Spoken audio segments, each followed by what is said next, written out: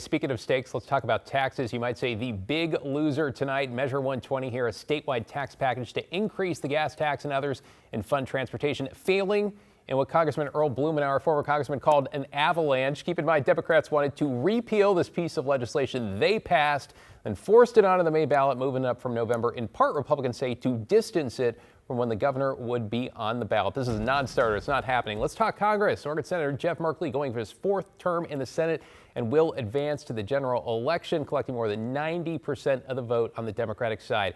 We do not know who he'll face off against just yet. Currently, State Senator David Brock Smith of Curry and Coos County in the lead for the GOP. Joe Ray Perkins and Brent Barker there rounded off the top three.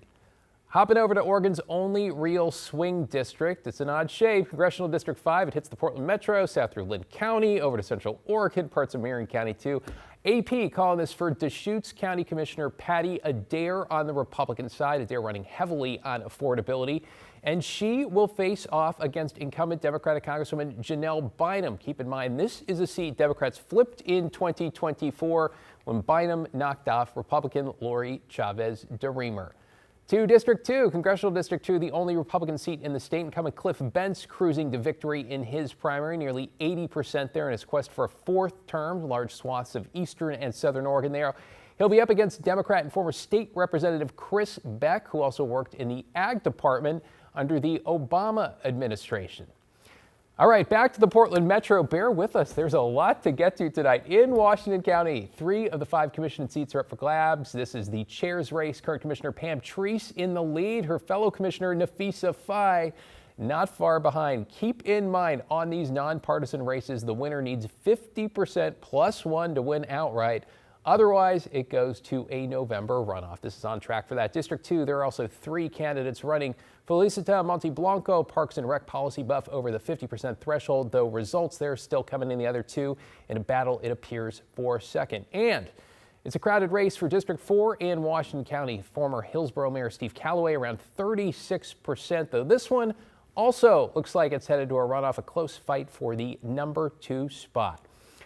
Over to Clackamas County, 3 seats on the commission are up. Let's run through them. Incumbent Paul Savas out front, though at this point well short of that 50% mark. Former commissioners Jim Bernard, Mark Shull trying to unseat their former colleague in the battle for second there. Position 4, that's the one vacated by Melissa Fireside. Remember her, elected, quit, criminally charged, fled the country. Currently held by former Damascus Mayor Diana Helm.